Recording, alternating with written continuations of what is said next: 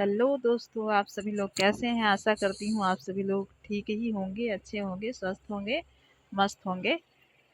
तो आइए आज हम लोग देखते हैं कि सेमेस्टर 3 के सिलेबस में क्या-क्या पढ़ना है आप सभी को, वो चीज़ें देखते हैं सैद्धांतिक विषय एवं सामान्य विषय में। तो सबसे पहले आइए देखेंगे हम लोग बीटीसी के सिलेबस में कि सैद्धांतिक विषय के अंतर्गत क्या-क्या चीज़ें हैं सेमेस्टर 3 में। तो सबसे पहले आइए यहाँ पे देखते हैं शैक्षिक मूल्यांकन, क्रियात्मक शोध एवं नवाचार, कक्षा शिक्षण, विषय वस्तु के अंतर्गत फर्स्ट यूनिट में हम देखेंगे कि मापन एवं मूल्यांकन के अंतर्गत हम लोगों को शैक्षिक मापन एवं मूल्यांकन की अवधारणा, शैक्षिक मापन का अर्थ, मूल्यांकन की संकल्पना, मूल्यांकन के उद्देश्य, मूल्यांकन के क्षेत्र, मूल्यांकन की आवश्यकता एवं महत्व, मूल्यांकन की प्रशासनिक आवश्यकता, मूल्यांकन की शैक्षिक आवश्यकता, मूल्यांकन की शैक्षिक अनुसंधान में आवश्यकता, सामाजिक दृष्टिकोण से मूल्यांकन की आवश्यकता, मापन एवं मूल्यांकन में अंतर, परीक्षण एवं मापन में अंतर, मापन एवं मूल्यांकन में अंतर, सतत एवं व्यापक मूल्यांकन की अवधारणा एवं महत्व, दक्षता आधारित मूल्यांकन, व्यापक मूल्यांकन, सतत मूल्यांकन एवं महत्व, सतत मूल्यांकन की कार्य प्रणाली एवं सोपान, सतत मूल्यांकन का क्षेत्र, सतत मूल्यांकन की कार्य प्रणाली एवं सोपान, मूल्यांकन के पक्ष को भी पढ़ना है। जैसे मूल्यांकन के पक्ष के अंतर्गत संज्ञानात्मक, भावात्मक, कौशलात्मक एवं व्यवहारात्मक चीजें आती हैं जो हमें पढ़नी है। नेक्स्ट है कि मूल्यांकन के प्रकार कौन कौन से होते हैं। मौखिक परीक्षा, लिखित परीक्षा, साक्षात्कार, रचनात्मक मूल्यांकन, आंकलित मूल्यांकन, ये सारी चीज़ें आपके सिलेबस में दी गई हैं जिसे आपको पढ़ना है। नेक्स्ट पॉइंट है उत्तम परीक्षण या मूल्यांकन की विशेषताएं, शिक्षण अधिगम और मूल्यांकन का संबंध, प्रश्न पत्र निर्माण प्रक्रिया देखेंगे। इसके आगे हम लोग क्या क्या चीज़ें, योजना निर्माण, ब्लूप्रिंट, संपादन तथा अंक निर्धारण, प्रश्नों के प्रकार, वस्तुनिष्ठ। अब प्रश्नों के प्रकार कौन कौन से होते हैं इसके बारे में भी जानकारी प्राप्त करनी है आप लोगों को भी, क्योंकि अभी आप लोग सिलेबस के बारे में ही सुन रहे हैं। तो प्रश्नों के प्रकार के अंदर हम लोग पढ़ेंगे कि वस्तुनिष्ठ प्रश्न क्या होते हैं, अति लघु उत्तरी प्रश्न क्या होते हैं, लघु उत्तरी प्रश्न क्या होते हैं, दीर्घ उत्तरी प्रश्न क्या होते हैं। नेक्स्ट पॉइंट है शैक्षिक उद्देश्यों के अनुसार प्रश्नों के पक्ष, प्रश्नों के कौन कौन से पक्ष होते हैं, ज्ञान, बोध, अनुप्रयोग, कौशल। नेक्स्ट है मूल्यांकन, अभिलेखीकरण, संज्ञानात्मक तथा संज्ञान सहगामी पक्ष, सतत, मासिक, अर्धवार्षिक एवं वार्षिक मूल्यांकन, पुनर्बलन भी पढ़ेंगे। निदानात्मक परीक्षण एवं उपचारात्मक शिक्षण क्या होती है इसके बारे में हम लोग जानेंगे। नेक्स्ट है क्रियात्मक शोध। क्रियात्मक शोध में क्रियात्मक शोध का अर्थ, प्रकार, उद्देश्य, आवश्यकता एवं महत्व, क्रियात्मक शोध के क्षेत्र, क्रियात्मक शोध के चरण एवं प्रारूप निर्माण, क्रियात्मक शोध उपकरण निर्माण, क्रियात्मक शोध का संपादन या अभिलेखीकरण।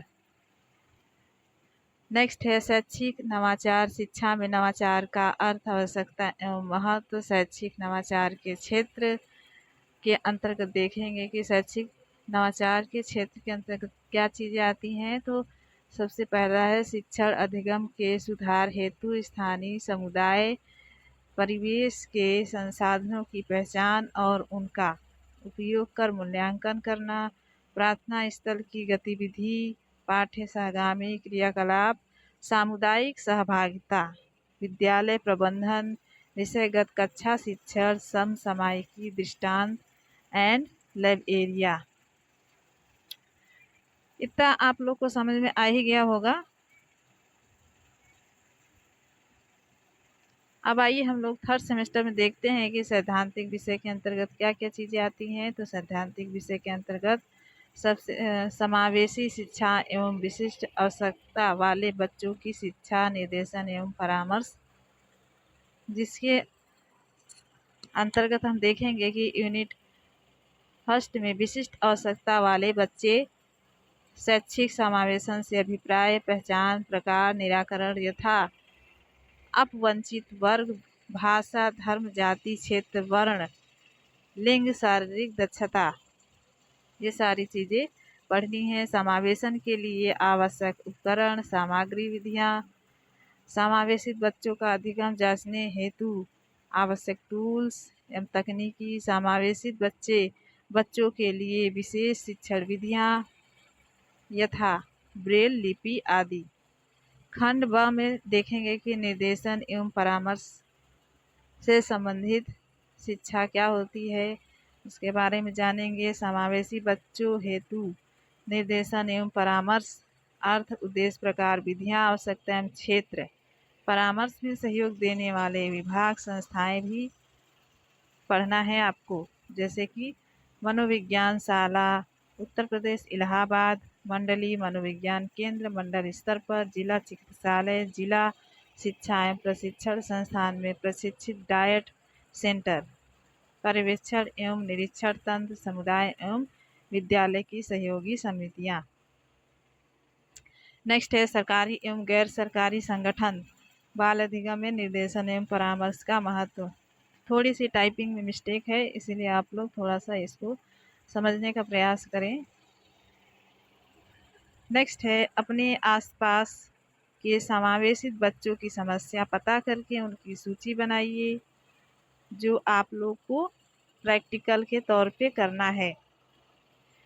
तो प्रैक्टिकल के तौर पे क्या क्या चीज़ें करनी है, तो फर्स्ट है अपने आसपास के समावेशित बच्चों की समस्या पता करके उनकी सूची बनाइए। विभिन्न प्रकार के समावेशित बच्चों की प्रकृति का चार्ट बनाइए, मॉडल द्वारा प्रस्तुत करिए। विभिन्न प्रकार के समावेशन पर एक चार्ट मॉडल तैयार करना, विभिन्न प्रकार के कैलिपर्स का एल्बम बनाना, कम बोलने वाले बच्चों के लिए ऑडियो वीडियो क्लिप तैयार करना। तो आप सभी को समझ में आ गया समझ में सभी को। तो हम फोर्थ सेमेस्टर की तरफ चलते हैं। फोर्थ सेमेस्टर के सैद्धांतिक विषय क्या क्या हैं, तो आइए जानते हैं कि फोर्थ सेमेस्टर में सैद्धांतिक विषय क्या क्या है।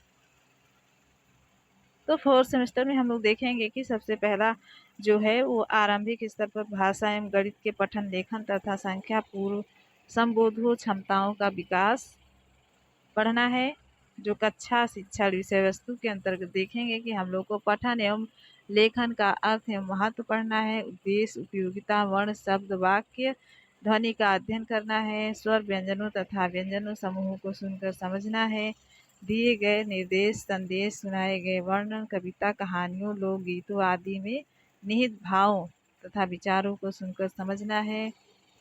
हिंदी या अंग्रेजी की सभी ध्वनियों, स्वरों, व्यंजनों का शुद्ध उच्चारण करना है। लिपि की सभी ध्वनियों के लिपि संकेतों को पहचान कर शुद्ध रूप में पढ़ना है।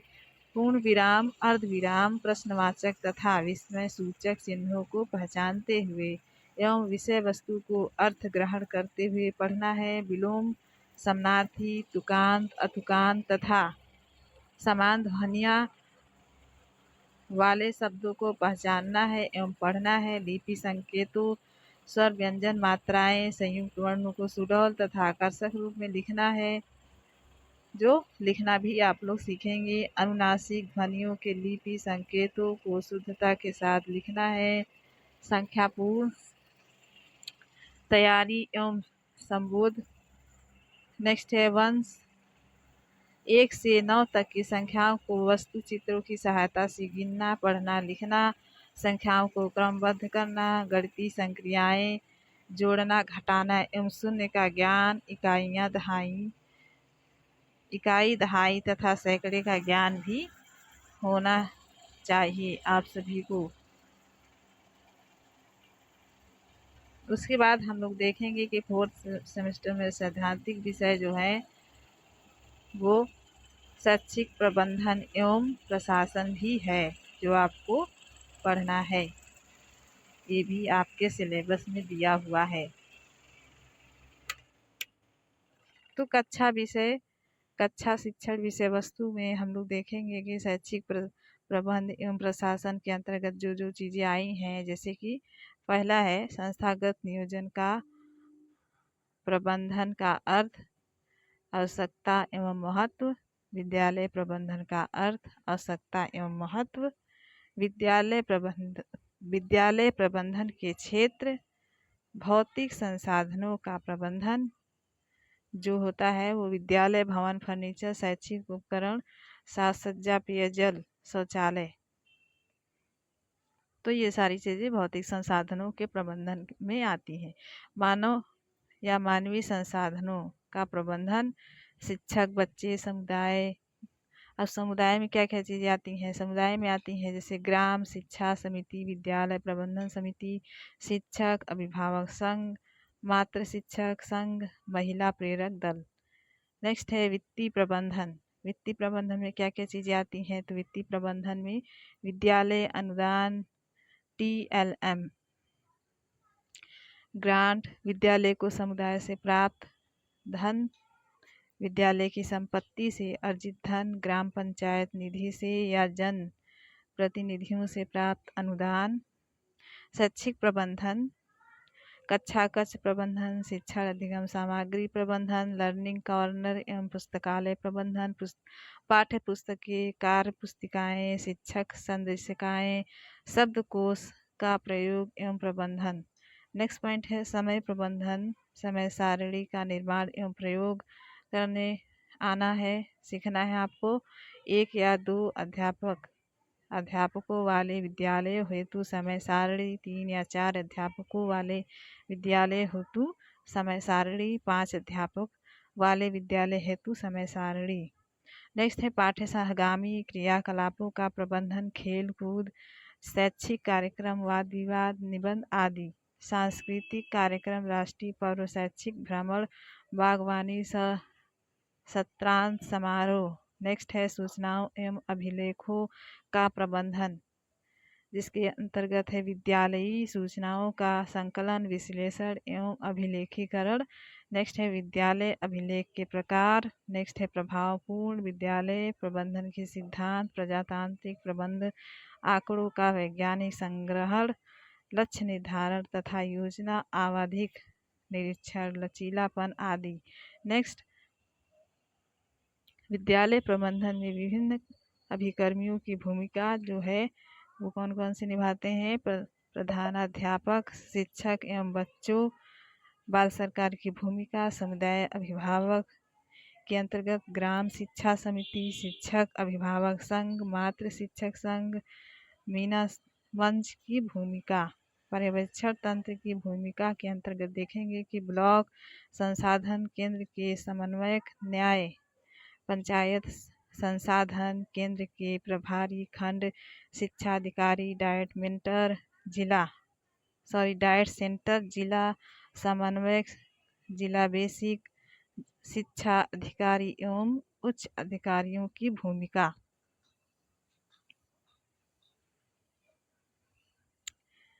इतना तो आप लोग को समझ में आ ही गया होगा आपके सिलेबस के बारे में। अब देखेंगे कि यूनिट ब प्रारंभिक शिक्षा विकास में संलग्न विभिन्न अभिकरण एवं उनकी भूमिका।